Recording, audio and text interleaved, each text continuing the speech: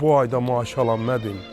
Nə qədər də bura nisiyəm var. Görən nisiyə mal verəcək amma bu. Adam da tutan. Nə o qədər köməkliklə eləmiş. Hara. Nətərsən, nə var, nə Sağ ol, yox? qonşusan necəsin o? Vəziyyət sağ. Sağ ol, yaxşı olar.